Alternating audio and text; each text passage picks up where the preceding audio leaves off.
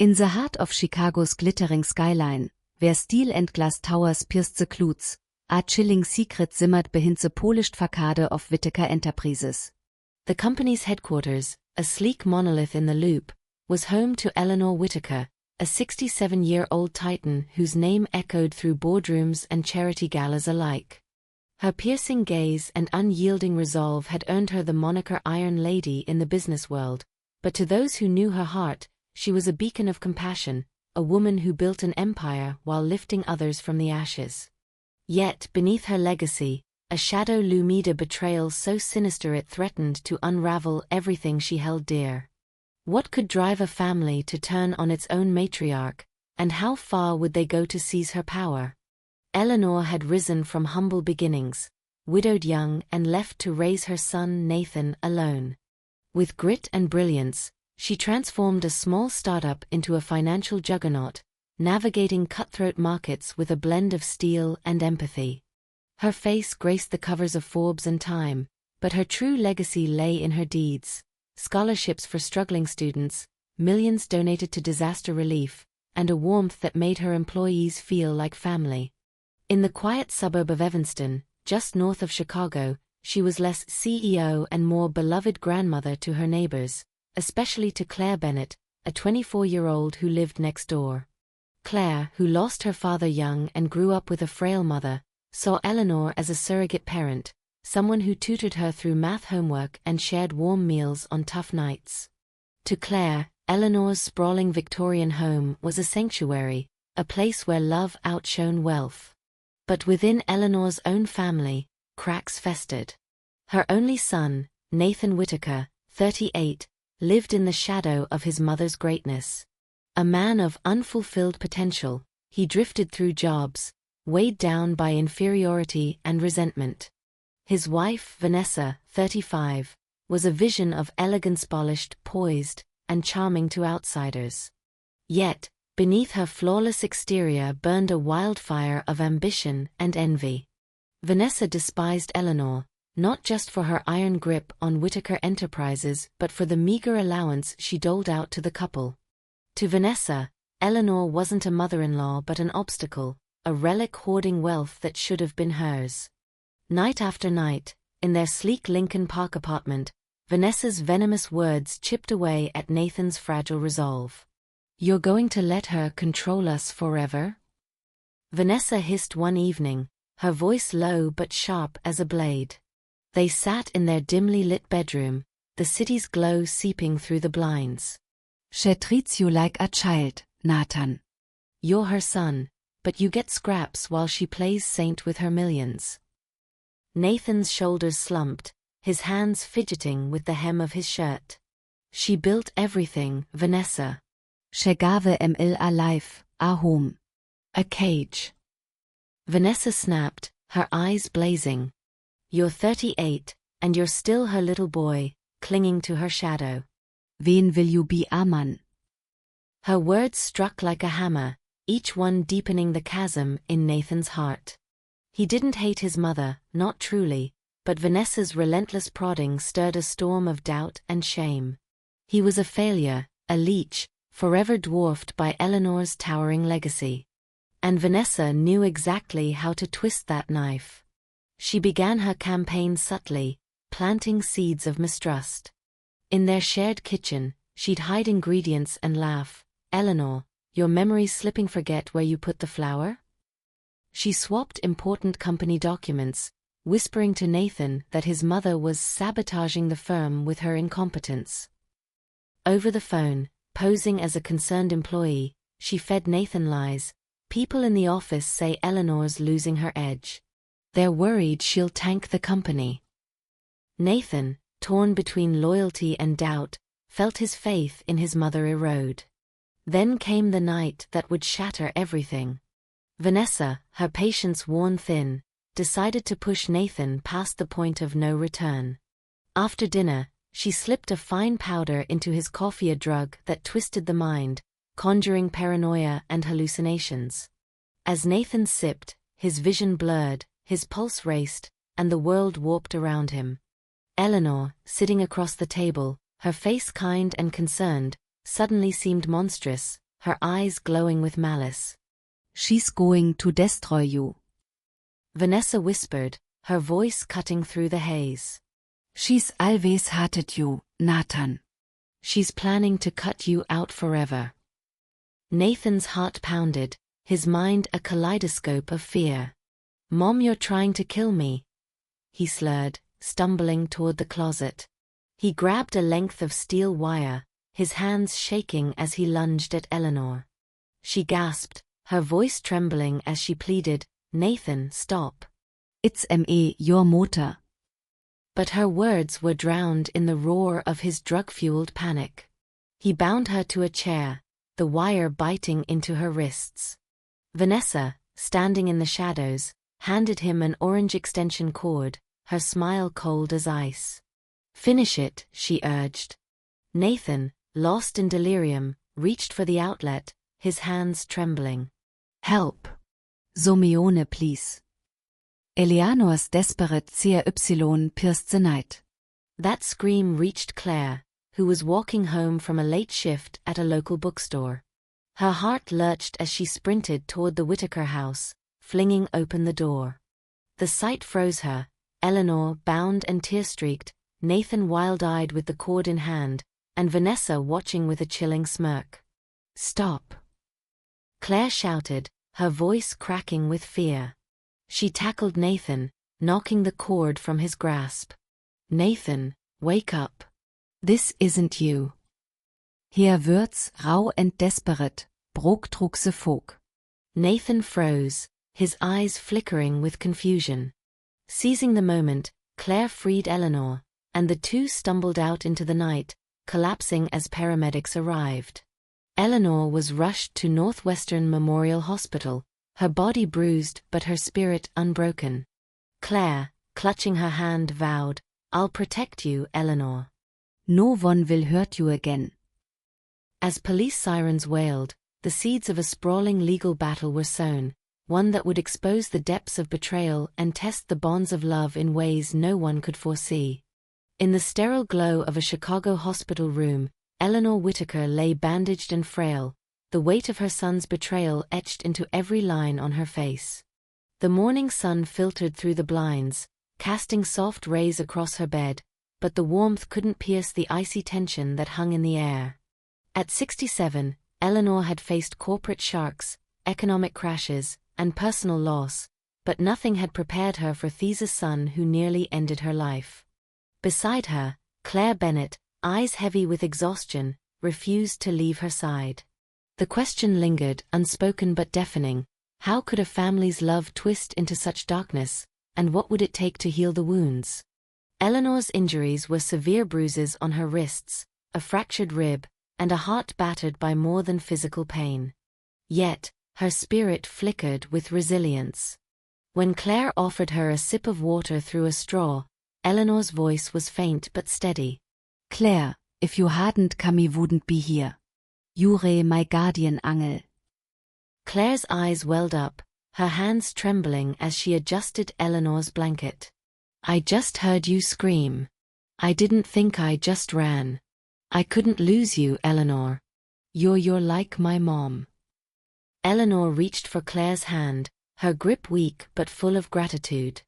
"You've always been my daughter in my heart." "But Nathan, my boy," her voice cracked, and she closed her eyes, a tear slipping down her cheek.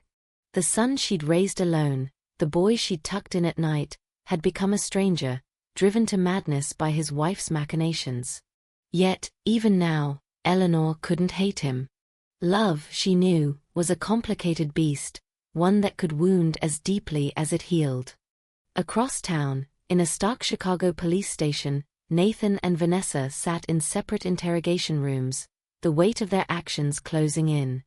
Nathan, pale and disoriented, was still reeling from the drug's effects. His hands shook as he clutched his head, fragments of the night flashing in his mind: his mother's terrified face, the wire in his hands, Vanessa's cold encouragement. "I didn't mean to," he mumbled to the detective, his voice hollow. "I didn't know what I was doing." The detective, a grizzled veteran named Carter, leaned forward, his tone sharp. We found traces of a hallucinogen in your system, Mr. Whitaker. Care to explain how it got there? Nathan's eyes widened, confusion clouding his face. I don't know. I just drank the coffee. I thought she was trying to kill me. His voice broke, and he buried his face in his hands. Carter's gaze shifted to Vanessa, who sat across the hall, her posture defiant despite the cuffs on her wrists. Mrs. Whitaker, your fingerprints were on a vial containing the same drug found in your husband's system. You want to tell me how that happened? Vanessa's lips curled into a tight smile, her eyes glinting with defiance. I was protecting my husband. Eleanor's been tormenting him for years, driving him to the edge. She's the monster here, not us. Her words rang hollow. Claire's testimony painted a damning picture, Vanessa handing Nathan the extension cord, her calm smirk as Eleanor begged for her life. The evidence was piling up, text messages between Vanessa and a shady contact about acquiring the drug, a paper trail of her subtle sabotage at Whitaker Enterprises. The police weren't buying her story, and neither was the public. The incident exploded across Chicago's media. Son attempts to kill corporate titan mother, screamed the headlines of the Chicago Tribune. Local news channels looped footage of Eleanor being wheeled into the hospital, her face pale but composed. Talk shows dissected the collapse of family values, while social media buzzed with outrage. How could they betray her? One ex-post read, garnering thousands of likes. Eleanor Whitaker gave everything to her community, and this is how her son repays her. As the city buzzed, Claire remained glued to Eleanor's bedside, her own life on hold. She'd taken leave from her bookstore job, ignoring her mother's worried calls. I can't leave her, Claire told her husband, Ethan, over the phone. She's family, Ethan. I owe her everything. Ethan, a steady 28-year-old teacher, drove to the hospital each evening, bringing coffee and quiet support. You're doing the right thing, Claire, he said, squeezing her hand. But don't forget to take care of yourself too. Claire nodded, but her mind was elsewhere, replaying the horror of that night. She saw Vanessa's cold smile, Nathan's frenzied eyes, and Eleanor's bound wrists. The image haunted her, but it also steeled her resolve. She wouldn't let Eleanor face this alone. Months later, the case moved to the Cook County Courthouse, a looming stone building where justice was both sought and contested. The courtroom was packed, reporters scribbling furiously as Eleanor took the stand, her voice steady despite her frail frame. I raised Nathan alone, she said, her eyes distant. I gave him everything I had. But Vanessa, she hated me from the start. I saw the greed in her eyes, the way she looked at my company, my life. I tried to believe in them, to keep them close as family. I was wrong. Her words silenced the room, each syllable heavy with pain. Claire, testifying next, recounted the night with raw emotion. I saw Nathan with the cord, ready to I can't even say it. And Vanessa, she wasn't stopping him. She handed it to him. I was so scared, but I had to save Eleanor. The defense argued Nathan's drug-induced state, claiming he wasn't responsible for his actions. But the prosecution was relentless, pointing to Vanessa's fingerprints, her calculated moves, and Claire's eyewitness account. This was no accident, the prosecutor declared. This was a premeditated attempt to eliminate Eleanor Whitaker and seize her empire. As the trial dragged on, Eleanor's health faltered, but her spirit held firm. She refused to let bitterness consume her. Nathan is my son, she told Claire one evening, her voice barely above a whisper. I can't stop loving him, even now. But Vanessa, she's a storm that destroys everything in her path. When the verdict came, the courtroom held its breath. The judge's voice was stern, unwavering. Nathan Whitaker, Vanessa Whitaker, you conspired to murder Eleanor Whitaker, driven by greed and resentment. For this heinous crime, you are each sentenced to 15 years in prison. Vanessa's scream echoed through the courtroom, a raw, guttural sound of defiance. Nathan collapsed into his chair, whispering, "Mom," as tears streamed down his face. Outside, cameras flashed as reporters swarmed, capturing the moment for the evening news. Eleanor, supported by Claire, left the courthouse with a heavy heart. The victory felt hollow. Her son was lost to her, perhaps forever. Yet, as she looked at Claire, she saw a spark of hope. A daughter not by blood but by choice. "I'm done with the company," Eleanor said softly as they drove back to Evanston. "It's time to live for so meeting Else, so meeting real." She sold Whitaker Enterprises for a staggering sum, drafting a will that left everything to Claire. "You have a heart that knows how to give," Eleanor told her, her voice firm despite her weakness. "Use it wisely, Claire. Make the world better." Claire, tears in her eyes, nodded. "I'll make you proud, Eleanor. I promise." But in the shadows of their triumph, Nathan and Vanessa, now behind bars, nurtured a growing darkness, a vow of vengeance that would simmer for years, waiting for its moment to strike. The years following the trial were a quiet rebirth for Eleanor Whitaker and Claire Bennett, a time of healing and purpose in the heart of Evanston's tree-lined streets. Eleanor, now retired, traded her corporate throne for a simpler life, tending her garden and hosting neighbors for tea. Claire, ever loyal, became her constant companion, their bond a testament to love forged beyond blood. Yet, in the cold cells of Illinois prisons, Nathan and Vanessa Whitaker stewed in their resentment, their hearts poisoned by a vendetta that refused to die. What happens when the past refuses to stay buried, and how far will hatred push those already consumed by it? Eleanor's Victorian home became a haven, its wraparound porch adorned with blooming hydrangeas. At 70, she moved slower, her hands trembling as she pruned roses, but her eyes still sparkled with purpose. She spent mornings reading novels, afternoons baking cookies for local kids, and evenings reminiscing with Claire about the old days. "Jure my legacy, Claire, schätze, Herr voice warm. Not the company, not the money you." Claire, now 27, balanced her bookstore job with caring for Eleanor, her husband Ethan by her side. Their modest Evanston bungalow was a short walk from Eleanor's, and the couple often joined her for Sunday dinners, laughter filling the air as they shared stories. Claire had taken Eleanor's words to heart, using a portion of the inheritance to fund local charities, a food pantry, a youth center, a shelter for domestic violence survivors. "It's what you taught me," Claire told Eleanor, her eyes shining. "Money should lift people up, not tear them down." The neighborhood adored them. At community picnics, residents whispered about Eleanor's generosity and Claire's kindness, calling them the heart of Evanston.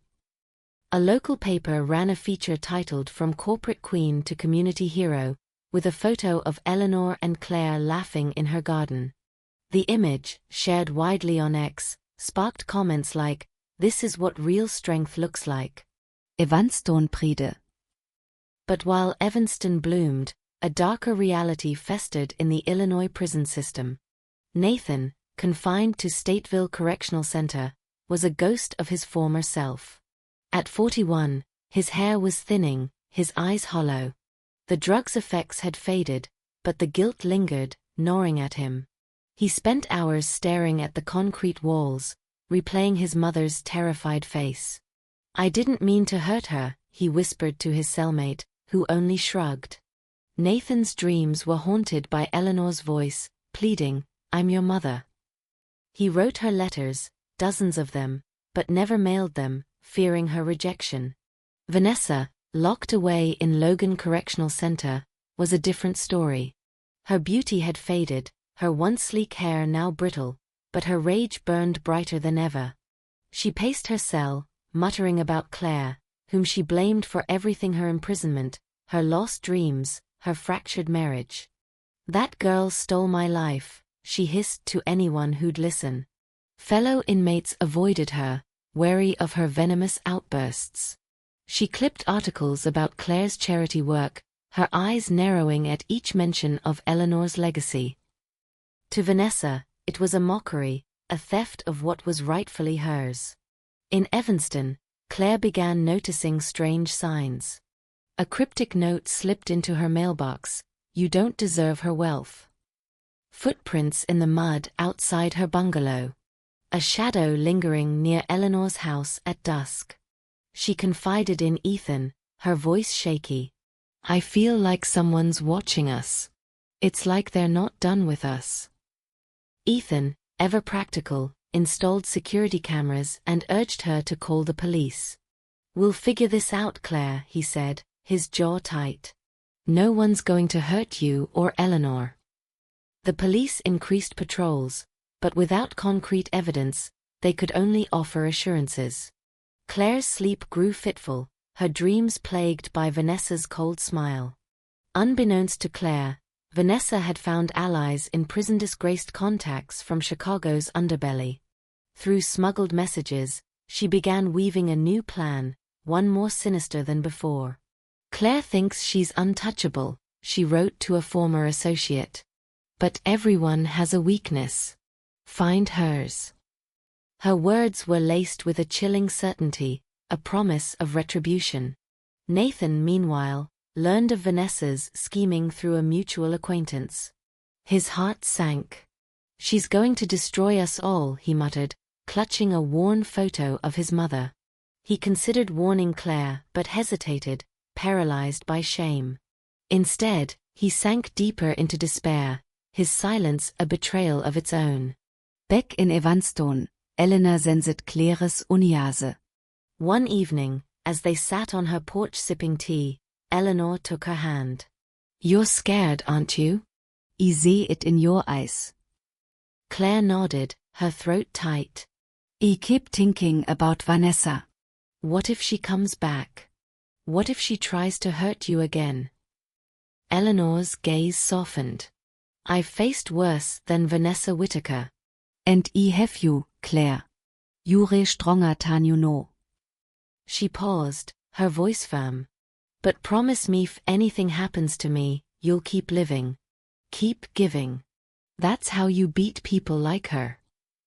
Claire's eyes filled with tears. "I promise, Eleanor. But I'm not letting anything happen to you." As winter settled over Chicago, the tension grew. Claire found another note, this one more explicit: "You'll pay for stealing her life." Ethan, furious, contacted a private investigator, determined to trace the threats. The investigator uncovered whispers of Vanessa's prison connections, hinting at a plan far darker than mere harassment. One snowy night, Claire returned home from the bookstore, her breath visible in the frigid air. As she unlocked her door, a figure emerged from the Shadowsa man in a dark hoodie, his face obscured. "You're Claire Bennett, right?" he growled, stepping closer. Claire's heart raced, her hand fumbling for her phone. Before she could scream, a car screeched to a halt. Ethan, who'd been trailing her after a late parent-teacher conference. He leapt out, shouting, "Get away from her." The man fled, vanishing into the night. Claire collapsed into Ethan's arms, sobbing. "They're coming for me, Ethan. I know it's her." The incident shook them, but it also galvanized their resolve. Claire and Ethan met with the police, sharing the investigators' findings. "We believe Vanessa Whitaker is orchestrating this," Ethan said, his voice steady. "She's not done with us." As the authorities dug deeper, Vanessa's plan unraveled. Her prison contacts turned informant, revealing her orders to scare Claire into giving up the inheritance.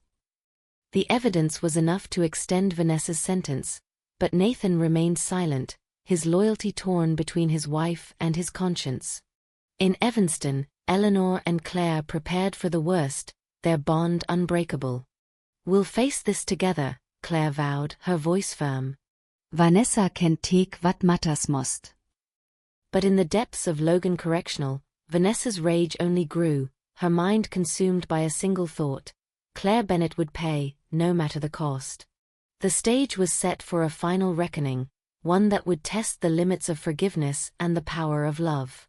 The Chicago winter was merciless, blanketing the city in snow and ice, but the chill in Claire Bennett's heart ran deeper. Strange notes, shadowy figures, and an unshakable sense of being watched had turned her quiet Evanston life into a waking nightmare. Eleanor Whitaker, now 73, remainet Herr Rock, Herr Frail Hans steadying Claire trug the storm. But in the shadows, Vanessa Whitaker's vendetta festered, her prison cell a crucible for a plan that would push everyone to the edge. Could Claire and Eleanor withstand the gathering darkness, or would Vanessa's hatred finally claim its prize? Claire's days were a blur of vigilance.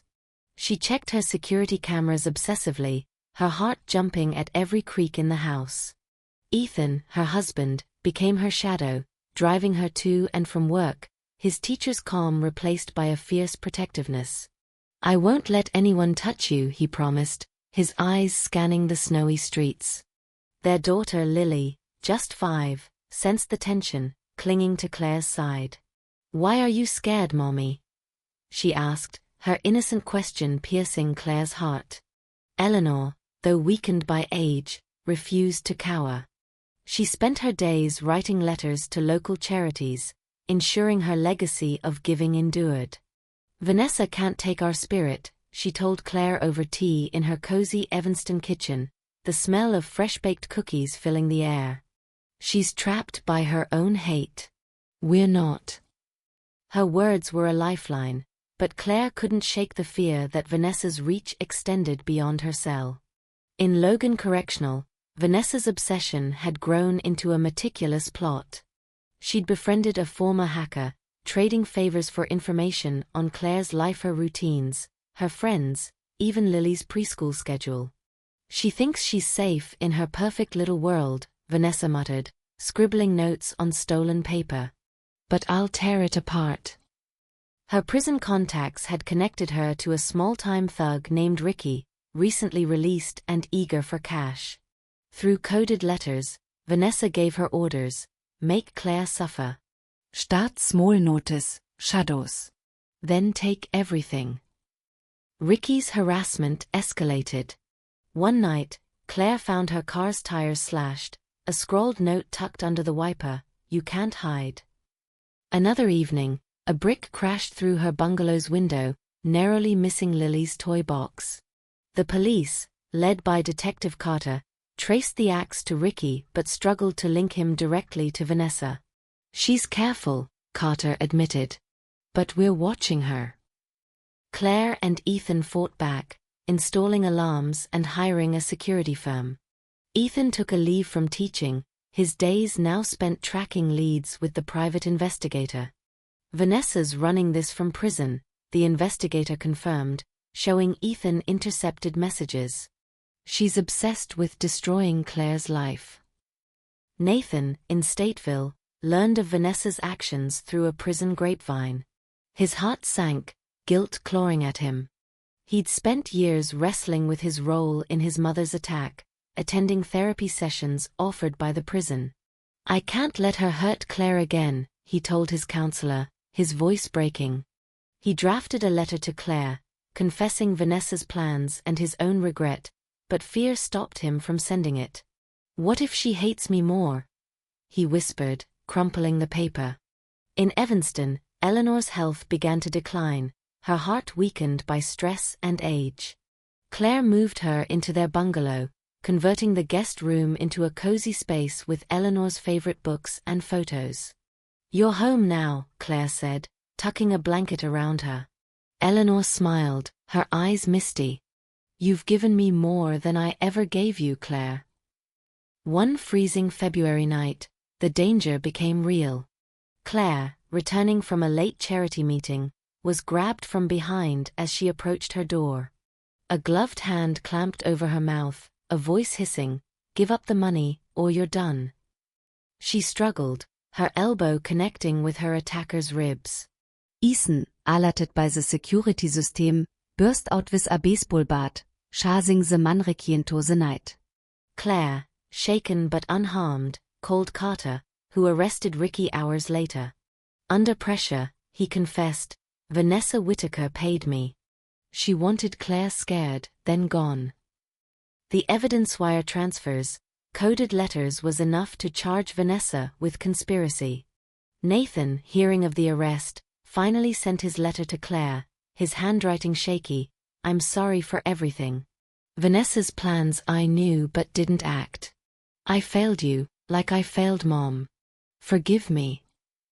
Claire read the letter in Eleanor's room, tears falling. "He's trying," she said softly. Eleanor, propped up on pillows, nodded. "He's lost, Claire. But you refound. Keep buying the light I know you are." The new charges extended Vanessa's sentence, her dreams of vengeance crumbling. In court, she raged, "Claire stole my life." But the judge was unmoved, adding 5 years for her conspiracy. Nathan, his sentence unchanged, sank deeper into remorse, volunteering for prison literacy programs as a small act of atonement. Eleanor, now 74, grew weaker, her heart failing. One quiet evening, she called Claire and Ethan to her side. "I'm ready," she said, her voice calm. "You made my life full, Claire. Keep giving, keep loving. That's my legacy." She passed that night, her hand in Claire's, a serene smile on her face. Claire, devastated but resolute, honored Eleanor's will. She poured the inheritance into the Whitaker Foundation, funding schools, shelters, and clinics across Illinois. At the foundation's launch, she spoke to a crowd of supporters, her voice steady. "Eleanor taught me that love is stronger than hate. We'll carry her light forward." But Vanessa's shadow lingered, her hatred undimmed by her cell. And Nathan, wrestling with his guilt, wondered if redemption was possible. For Claire, the fight was far from over. She vowed to protect Eleanor's legacy, no matter the cost. Spring arrived in Evanston, painting the streets with cherry blossoms, but for Claire Bennett, the beauty was bittersweet. Eleanor Whitaker's death left a void no amount of charity work could fill, yet her legacy fueled Claire's resolve. With husband Ethan and daughter Lily by her side, she turned Eleanor's fortune into a force for good, building schools and shelters across Chicago. But in the shadows of her triumph, Vanessa Whitaker's hatred burned on, and Nathan's quiet remorse hinted at a reckoning still to come. Could Claire's light withstand the darkness that refused to fade, or would the past claim one final victim? The Whitaker Foundation became a beacon in Illinois, its name synonymous with hope. Claire, now 30, worked tirelessly, overseeing projects like a Southside community center that offered free tutoring and meals. Ethan, back to teaching, volunteered evenings at the center, his warm smile easing kids' fears. Lily, a bright 6-year-old, often tagged along, handing out crayons and giggling with the children. "This is what Grandma Eleanor wanted, right?" she'd ask, and Claire would nod, her heart swelling. "Exactly, sweetheart." The Foundation's impact rippled outward. A Chicago Sun-Times feature called Claire Eleanor's True Heir, with photos of her reading to kids at a new library. Posts praised her. "Claire Bennett is proof good can triumph." Whitaker legacy. Donors flooded the foundation with support, and Claire ensured every dollar went to those in need, living modestly in their Evanston bungalow. "It's not our money," she told Ethan. "It's Eleanor's, and it belongs to the people." But the past wasn't done with her. Strange incidents persisted. Anonymous calls hanging up, a defaced foundation poster with "thief" scrawled across it. Claire suspected Vanessa, still pulling strings from prison. Ethan, ever vigilant, upgraded their security, adding motion sensor lights and a guard dog named Max. "We're not taking chances," he said, his voice firm. Detective Carter kept tabs on Vanessa, but her coded messages were hard to trace. "She's slippery," he warned Claire. "Stay sharp." In Stateville, Nathan, now 44, was a changed man. Years of therapy and reflection had softened his edges. He taught reading to fellow inmates, finding purpose in small acts.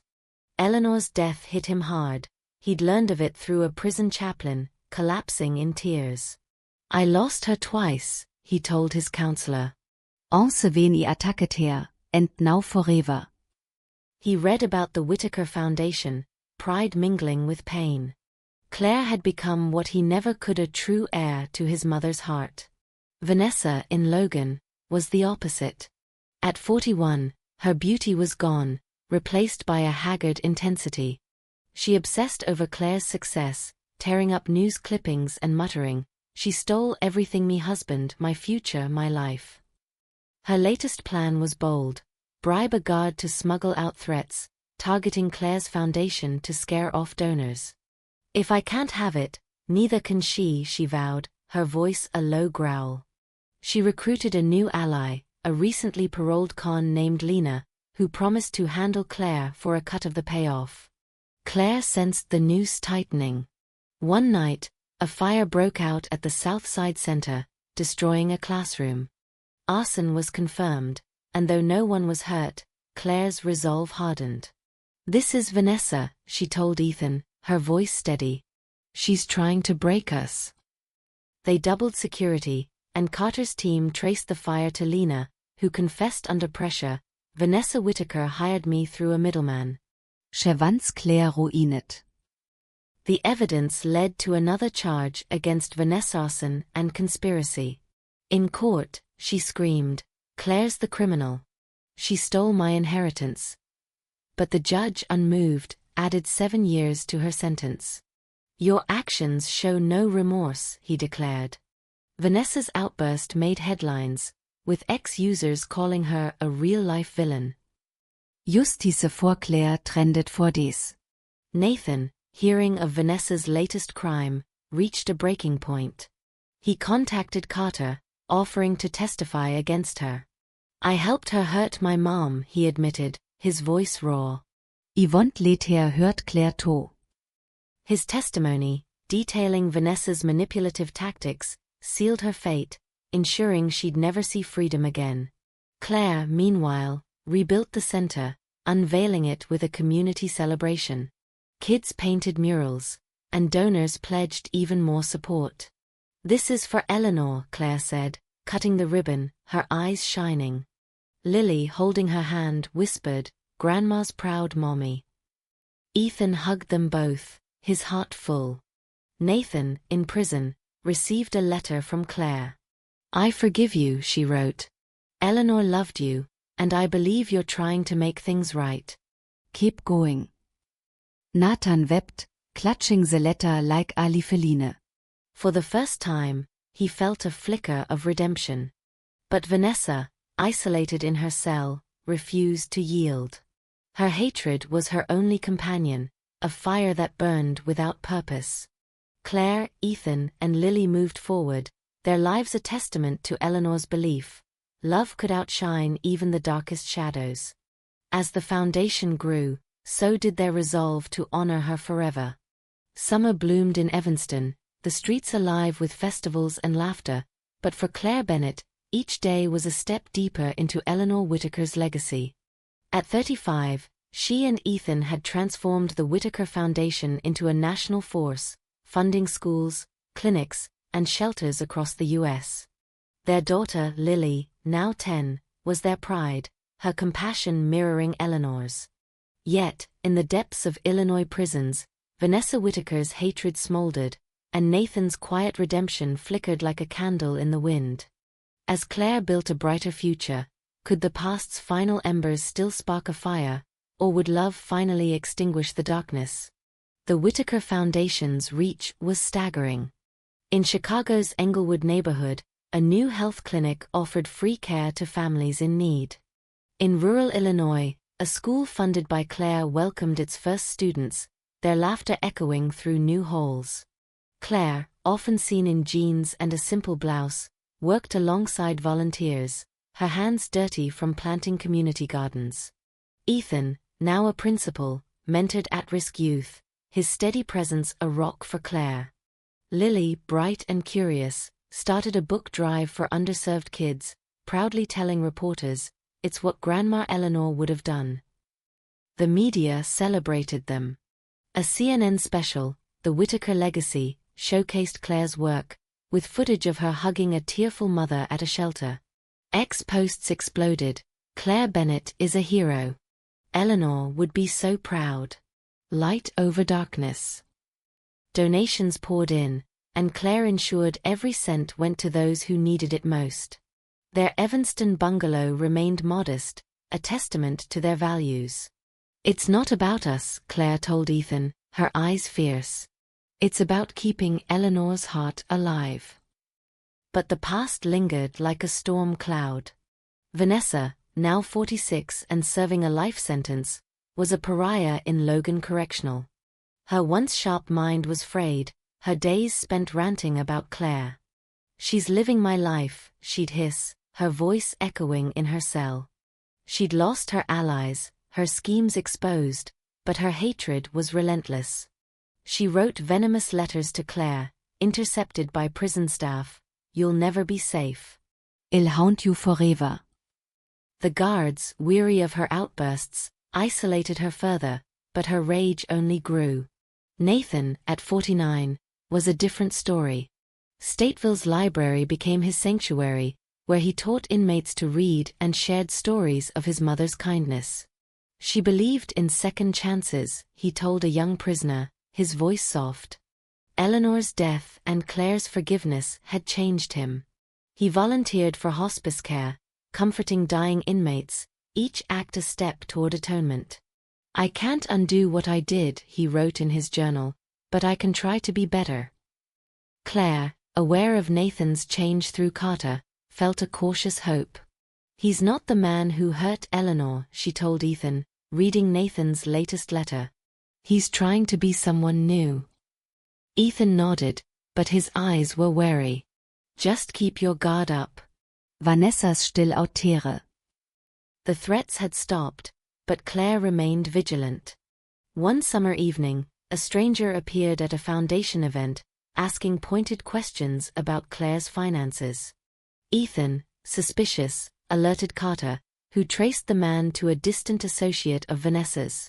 Though no crime was committed, the incident rattled Claire. "She's still trying," she whispered, holding Lily close. "She'll never stop." Carter's investigation confirmed Vanessa's last attempt, a failed bid to smear the foundation's reputation. With no allies left, her influence waned, but her hatred remained a dark pulse. "She's a ghost now," Carter told Claire. "She can't touch you." As the foundation's 10th anniversary approached, Claire planned a gala in Eleanor's honor, inviting community leaders and beneficiaries. The event, held in a Chicago ballroom, was a celebration of hope. Kids from the Englewood Clinic performed a song, and a scholarship recipient, now a doctor, thanked Claire with tears in his eyes. "You gave me a future," he said, and the crowd erupted in applause. Nathan, granted a rare day release for good behavior, attended in secret, standing at the back. Seeing Claire, radiant and strong, he wept silently. "Mom, you chose right," he whispered. He left without speaking to her, knowing his presence might reopen wounds. Vanessa, confined to her cell, saw the gala on a prison TV. Her scream was primal, her fists pounding the wall. "It's mine," she cried, but no one listened. Her hatred, once a weapon, was now her cage. Claire, Ethan, and Lily stood together at the gala's end, watching fireworks over Lake Michigan. "This is Eleanor's light," Claire said, her voice steady. "No one can put it out." Ethan kissed her forehead, and Lily squeezed her hand. "We're a team, right, Mommy?" "Always," Claire replied, her heart full. In the years that followed, the foundation grew, touching lives across the globe. Nathan, released on parole, lived quietly, volunteering at a shelter and never contacting Claire, respecting her peace. Vanessa, lost to her own darkness, faded into obscurity, her name forgotten. Claire's life, built on Eleanor's love, became a beacon. Each school, each smile, Each act of kindness was a victory over the past. As she tucked Lily into bed one night, she whispered, "Grandma Eleanor's watching. And she's proud." The light she carried, born of forgiveness and hope, would burn forever.